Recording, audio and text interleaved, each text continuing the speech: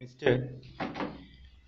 Deputy Chairman, Sir, I am grateful to the honorable members who participated in the budget debate and lent general support to my budget proposals.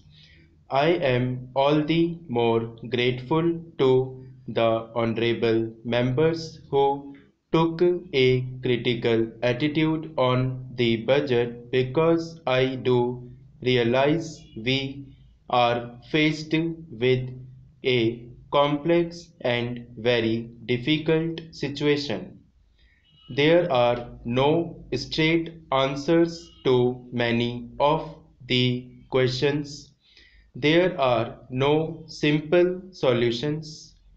Therefore, I do realize that there would be alternative approaches to this situation, and therefore, when honorable members made points which were not in conformity with the budget, it is not as if they had no relevance at all or no validity at all. But I can assure the honorable members that it is not just without any discussion whatsoever or detailed study whatsoever that I have formulated the budget. I have had as much wide discussion as possible, very detailed examination of the various problems, and on that basis I have made judgment and formulated the budget. I do not claim infallibility with regard to my judgment. Therefore, particularly in a situation of this sort, the other points of view are more important than the points of view which are in conformity with the budget. I would assure the honorable members that I shall certainly examine many of the points that have been made, and if there are any deficiencies and distortions, it would be my endeavor to correct them as we go along. Having said that, I would like to say that there was consensus, particularly with regard to the priorities which we have got to observe in tackling this problem. Almost all honorable members emphasized this aspect of inflation because if the price increase should go on in the same manner as it has been going on during the last 2 years, it would be an end of all our planning process, and it would create very many distortions in the economy as a whole, because it is in the inflationary situation that the income distribution also gets distorted. Therefore, the government attaches great importance to the tackling of the inflationary situation. And naturally, the inflationary situation, first of all, should be tackled on the basis of a financial discipline. That financial discipline has to be observed in three sectors, if I may say so. One is public spending or public consumption, wherein the central government, the state governments, and the various institutions which are attached to these governments are concerned. The second is private consumption, where commercial credit etc. is being utilized. The third is the illegitimate sector, the black money sector, Unless we tackle all these three sectors, we may not be able to achieve results on an enduring basis. Sir, as far as financial discipline in the government sector is concerned, naturally the central government will have to set an example. In that regard, even my distinguished predecessor has been reviewing the situation periodically and trying to find out where non-plan or non-developmental expenditure could be curtailed and where even when expenditure have been incurred, whether certain projects could be postponed without affecting the immediate economy, particularly projects which have a long period. Therefore, it will have to be a continuing exercise within the central government where all the ministries will have to cooperate. And I am glad to say that there has been cooperation and response from all the ministries with regard to this aspect. Naturally, the state governments also have to observe this financial discipline. Sir, honorable members might remember that up to 1972, the state governments had used overdrafts from the Reserve Bank for their resource purposes, and after a certain time it looked as if there were competition among the states with regard to overdrafts from the Reserve Bank, and this was leading to a very delicate and situation. It was towards the end of 1971 when I was in the planning ministry that we took up this question, and in consultation with the state governments we came in a decision to that these overdrafts should not be permitted and no state government should be allowed to run overdrafts for the purpose of increasing their resources. So, various guidelines were laid down for the purpose that if the overdraft continues for more than a week, then notice would be given and even payments would be stopped and so on. Fortunately, it had a good effect, and I am glad to say that as far as the question of overdraft is concerned, more or less the discipline is being observed by the various state governments, even though there are certain hard cases in discussion with them and in discussion with the Reserve Bank, we have taken various measures with regard to these one or two states to tide over the situation. Then came from 1971-72 onwards these drought relief and flood relief works. Large sums have been spent on these drought relief and flood relief works. Sir, what I am saying is that economic policies today should be really radically changed. I was shocked and we were shocked by the advocacy in favor of monopoly capitalism.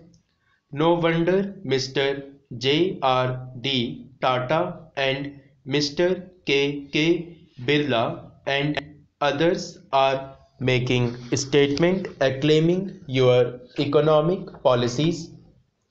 They are on the one hand applauding you, helping you in many ways, and on the other hand they are also helping the counter-revolutionary forces. This is the technique of the monopoly capital prevailing today. They have two strings to their bow. They want to build forces in the opposition and build forces within the government so that in the bargain it is they who gain and the nation suffers. That is what is happening. I should like in this connection to dispute what the finance minister said by his economic jugglery. No amount of economic jugglery will hide the facts of life. Your annual report of the Reserve Bank of India shows that stagnation in agricultural economy has taken place, and it also goes to tell us why this stagnation is taking place. Stagnation is taking place because richer sections in the agricultural economy, having kept all the benefits that you have pumped into the rural economy by rural credit inputs and other things, do not bother about raising the agricultural production. They are more interested in making quick money and quick profits. They are interested in exploiting the agricultural laborers and other sections of the toiling peasantry and in making money by speculation and hoarding, which of course is helped by certain policies of the government.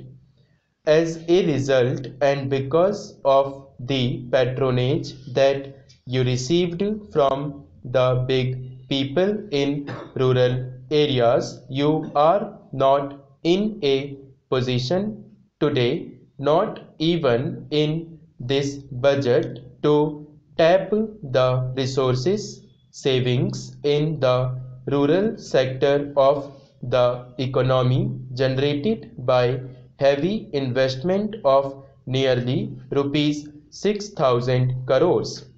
That is why you do not adopt measures for tapping resources through agricultural income tax, whereby you could easily get 1,000 crores of rupees.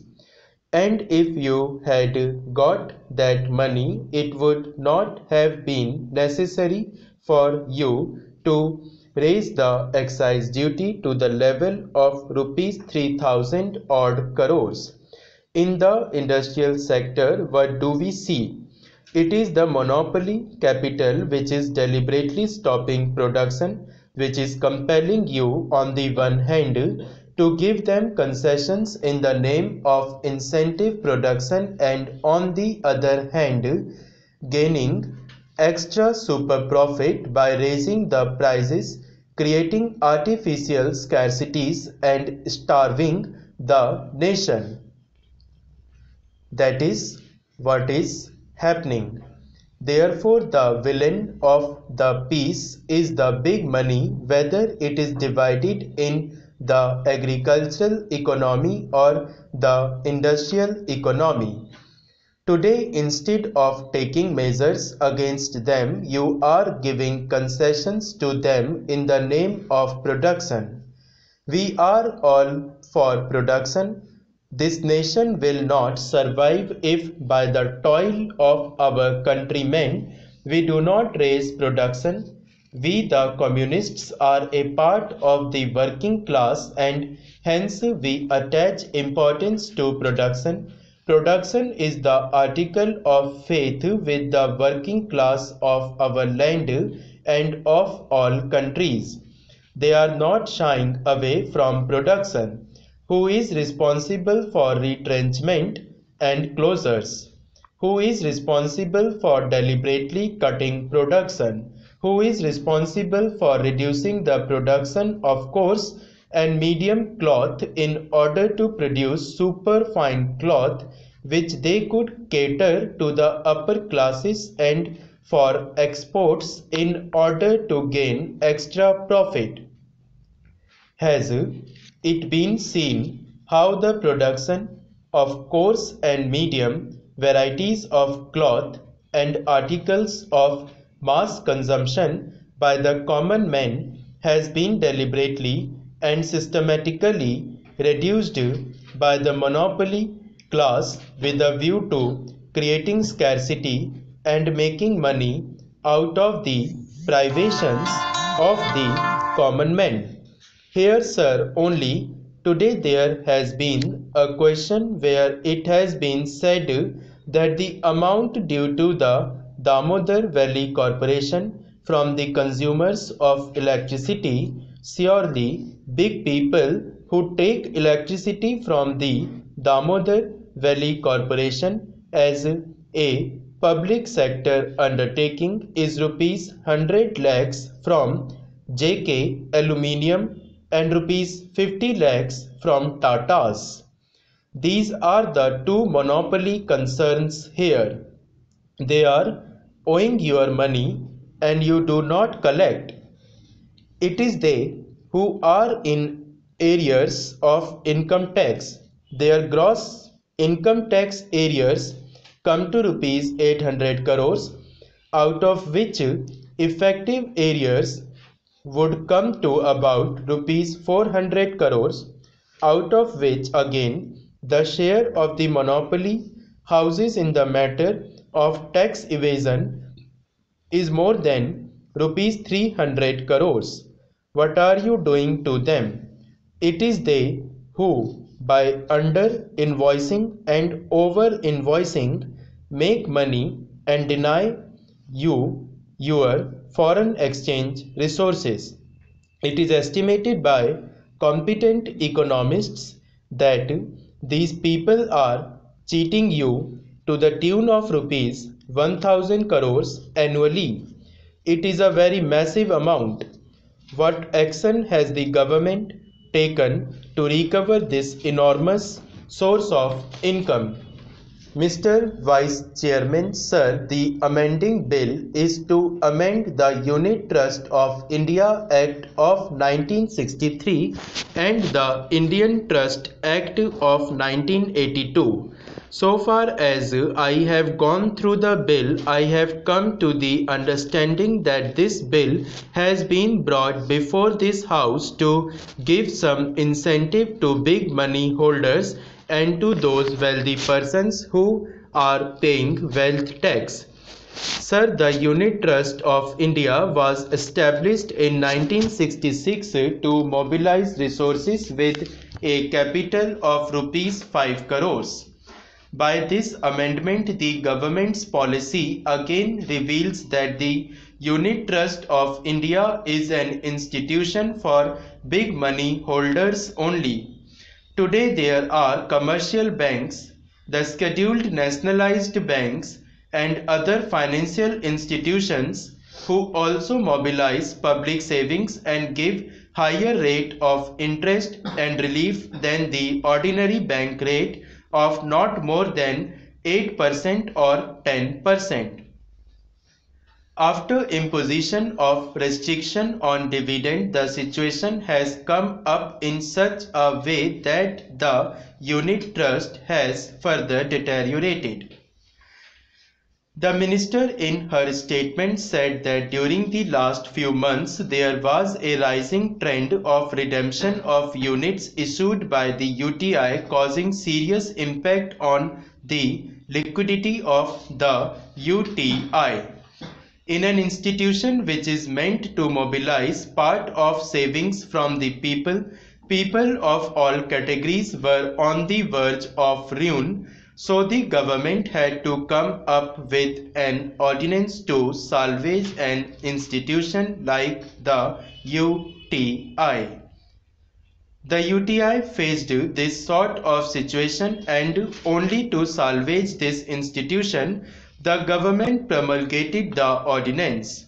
The government promulgated the ordinance only to save this institution, only to help the wealthy persons and big industrialists so that they can invest their money in the UTI, and again that money will go to them for further investment in their own industry to breed further money. Sir, in the meantime, when the dividend restriction was imposed and the UTI was feeling helpless, people also lost faith in this institution, which is meant for mobilizing public savings and public resources. Sir, the scheme of unit trust, which benefits not all classes of people excepting the small and the middle classes, only the big people in this country, is the result and creation of the fiscal and economic policy of the government. So, again, in the case of the Unit Trust of India, the government has come up to protect this institution, not to help the development of industry, not to help the expansion of industry, not to help the poor investor, the middle investor, the small investor, the small money holder, but only the big money holders who are to pay income tax on more than rupees 5,000 from UTI, and those who pay wealth tax more than rupees 25,000. Sir, this is the situation now.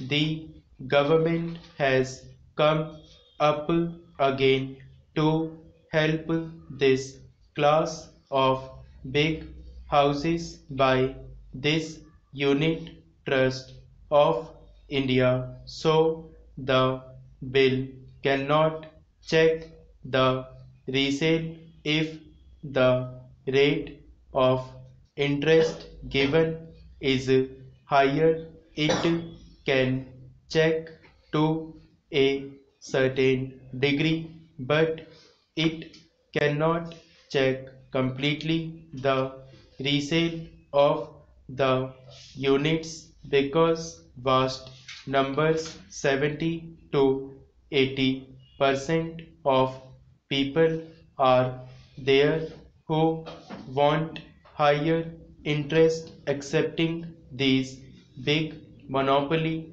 houses, big industrial houses, big money holders. There are middle classes people who are 20 to 30% of them. Hello. हाँ बॉबी। हाँ तो 10 बजे बोला ना तुमने, पहुंच जाऊंगा मैं 10 बजे। हाँ हाँ हाँ, वो भी आ रहा है, घर पे ही है वो, सेक्टर 1 में ही है पुष्प विहार में। मैं क्लास ले रहा हूँ। हाँ हाँ ठीक है ठीक है ठीक। हाँ हाँ। अच्छा अच्छा। हाँ हाँ 10 बजे आ जाएंगे वो। ठीक है ठीक है ठीक। कहाँ तक लिखा था? 20 to 30% of them who can invest in the unit trust, but these people are exempted from the relief provided by the amending bill. Sir, the bill is meant for mobilizing resources from big money holders who will get benefit and relief of exemptions from income tax and wealth tax to the extent of units worth rupees 2,35,000 higher than what is provided by the present act. By this measure, sir, some black money from the big houses may get whitened through this institution of UTI again when credit and financial assistance will be given by this UTI. I apprehend that so far as the government economic policy goes, this money will go to those persons who breed black money. So the money collected through the unit trust of India is nothing but black to black money getting whitened out of black and again going to the industrialists' big houses for getting blackened. This is the relation how to get rid of this vicious circle.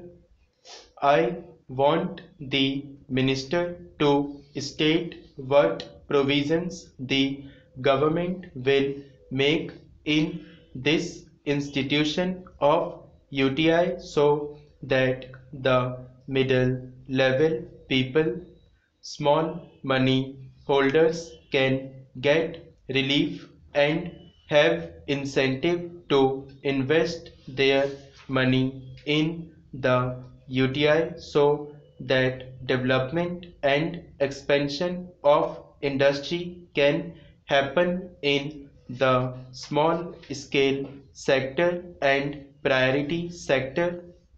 All these are questions, so this big and small bill is only to salvage the UTI. Mr. Deputy Chairman, Sir, our railway system is the largest in Asia and the third largest in the whole world, employing about 20 lakhs of people. It was rather refreshing to note that for the first time in about 7 years period, a balanced budget has been presented. Sir, this is very encouraging, especially when this has been done without increasing the passenger fares. However, it is a matter of some concern that about 70% of the revenues of the railways is spent on establishment expenditure alone, and this aspect has to be looked into very carefully. Sir, it has been stated by the railway minister that the railway administration is now seeing the end of the tunnel. I hope that their seeing the end of the tunnel is not any illusion.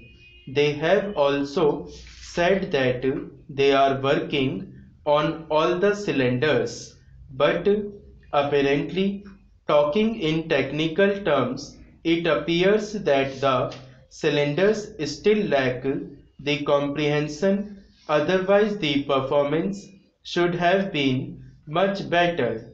Sir, there is another important thing to which I would like to invite the attention of the Honorable Railway Minister, and that is the Railway Board. It is a very familiar and popular topic of criticism in both the houses of parliament. Well, sir, it is high time that the minister and the government had a second look at it and took a view on whether the railway board has served its utility or still it is required to serve the railways and the country. Sir, this utility has to be established and only then the railway board is to be allowed to continue. Otherwise, we will have to agree that it is only a white elephant. Sir, let us hope that these encouraging financial results will continue to be encouraging till the end of the year, although the railway financial authorities have not taken into consideration that impact of the additional dearness allowance which may have to be paid to the railway employees during the year, and if this is done, I am sure that the surplus that this budget has attempted to bring about will be upset and the whole working will be imbalanced and we will end up with a deficit budget at the end of the year. However, I am not very much despondent about this matter because the railways have been rather conservative in making their estimates of earning from freight and passenger traffic, and if our hopes of getting additional revenue materialize, I hope it would be possible to provide adequate cushion for the payment of the increased dearness allowance which may be given to the railway employees in due course. Sir, for improving the image and the working results of the railways, there will have to work very hard. It is too early to expect that the budget will not have any inflationary impact at all. The gap between the revenue and the expenditure for the year 1984-85 is of the order of rupees 144 crores, and this is a very big gap, and I hope that this sort of performance will not be repeated during this year. As things stand today, and if past performance is any indication, the prospect of any striking improvement in the efficiency and productivity of the railways is still very doubtful. Let us hope that this doubt will not materialize. For instance, in the year 1975-76, the railways carried 200 million tons of goods traffic, but in the year 1985-86, it is estimated that only about 190 million tons of freight traffic will be carried. As against this decline in the amount of traffic carried, the employees increased from about 14 lakhs to 20 lakhs during this period, with the wage bill rising from rupees 350 crores to rupees 600 crores. Besides, enormous investments in modernizing the equipment, acquiring new assets, etc. Then, sir, the other phenomenon which I fail to understand is the employment opportunities for the minorities in the railways.